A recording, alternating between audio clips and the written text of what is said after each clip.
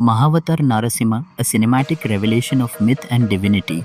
Mythological animated epic review type, in-depth narrative analysis. Introduction, the roar of divinity reimagined. In a cinematic landscape crowded with mythological retellings, Mahavatar Narasimha roars its way into the audience's soul, not just as a story of Lord Vishnu's avatar, but as a spiritual and visual odyssey that transcends time. This animated film does not merely entertain, it elevates mythology into an art form that breathes fire, fury, and faith. From the first frame, it's clear that Mahavatar Narasimha isn't aiming for casual appeal.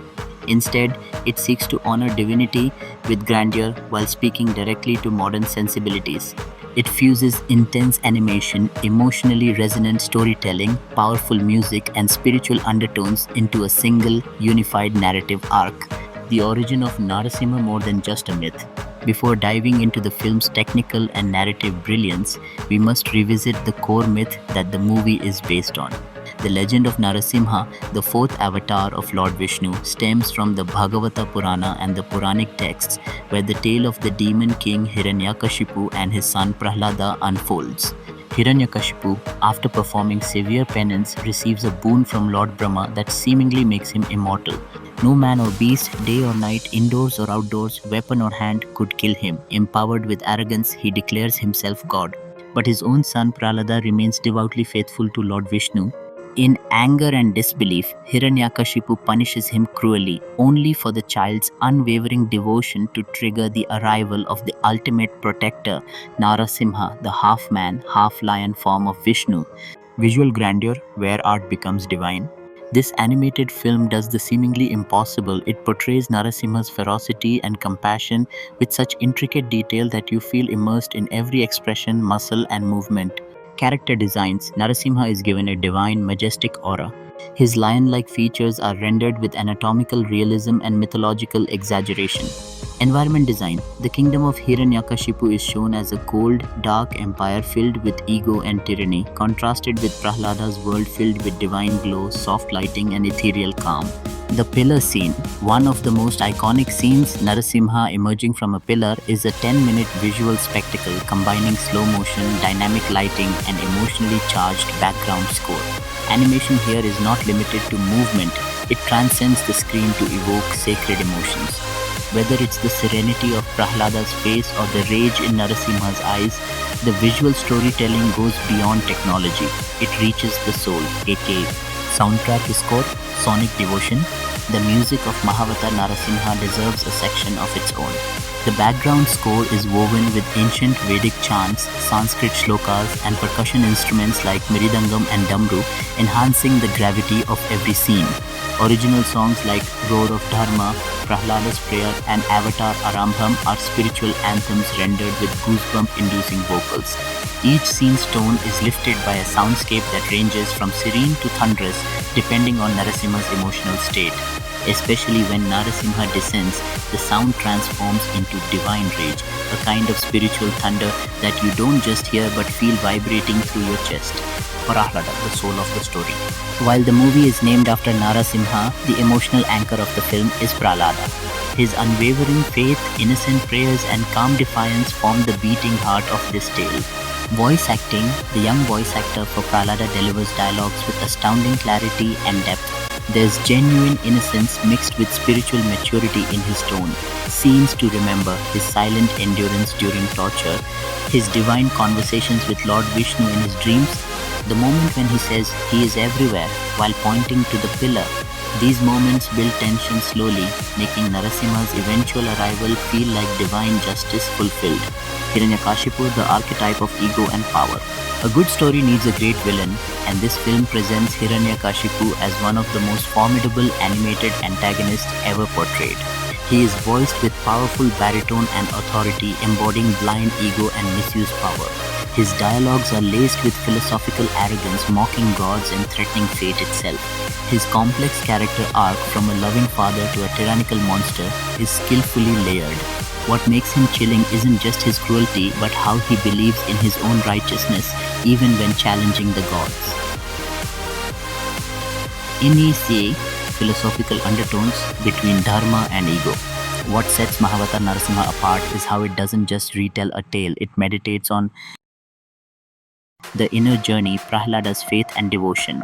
As the second half of Mahavatar Narasimha unfolds, the story transitions into the emotional and spiritual journey of Prahlada, the young prince whose unwavering devotion to Vishnu serves as the emotional spine of the film.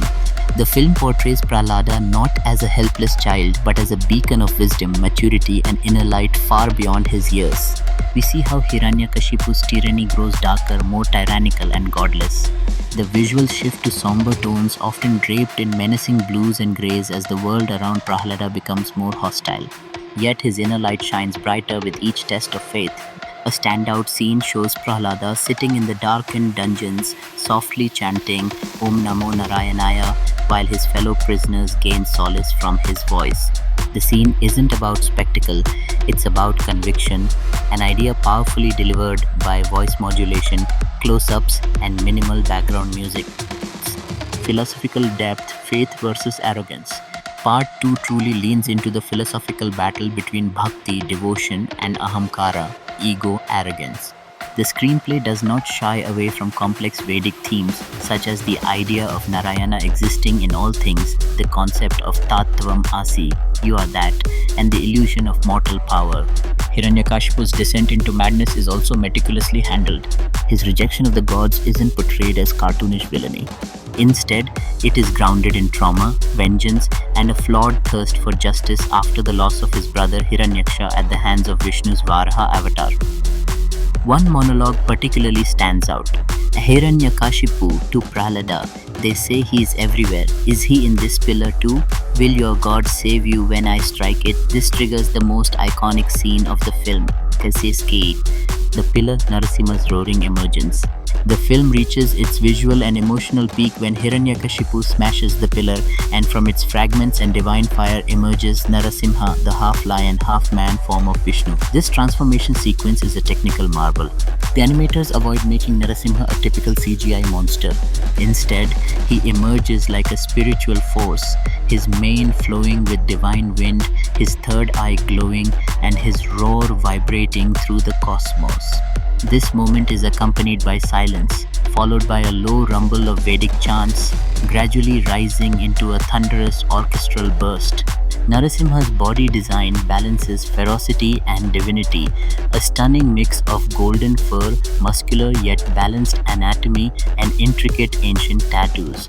It is here that the animators show their peak skills. Light refraction, smoke dynamics, particle effects, slow motion combat, and expression animation are all seamlessly integrated. Say, the divine battle, a moral execution. The battle between Narasimha and Hiranyakashipu is not just a physical fight, it's symbolic of Dharma destroying Adharma. The choreography emphasizes Narasimha's calculated restraint. He fights without stepping inside or outside any boundary, a nod to being neither inside nor outside. He strikes at twilight, neither day nor night.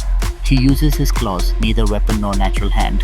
The filmmakers cleverly flashed these details through subtitles and overlaid scriptures, so even a modern audience unfamiliar with Puranic references understands the layers of the myth. In a hauntingly beautiful moment, as Narasimha tears open Hiranyakashipu's chest, the background fades into a star-filled cosmic realm, suggesting the transition from mortal to eternal judgment. Pihish Fatamath, Narasimha's rage and Lakshmi's grace. Post Hiranyakashipu's death, the world doesn't instantly return to peace. Narasimha, still in rage, roars uncontrollably.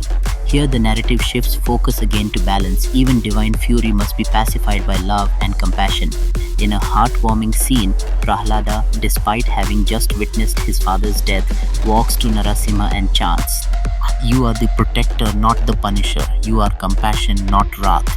It is this moment that Lakshmi Devi is visualized entering, not as a separate form but as a glow enveloping Narasimha, turning him calm and radiant. He returns to his Vishnu form and blesses Prahlada. Cinematic choices, lighting, music, and symbolism music. The background score in part 2 is heavily raga based, leaning on scales like Todi and Shankarabharanam during emotional sequences and Bhairavi during divine transformations. The Narasimha theme, composed with low brass, tribal drums, and chanting choruses, plays subtly in Prahlada's scenes before fully emerging during the climax. This musical seeding creates an emotional payoff for attentive listeners. Lighting and color, cool tones in Hiranyakashipu's palace scenes, fiery golds and oranges in Narasimha sequences, natural greens and lotus pinks post climax representing balance and peace. Every LA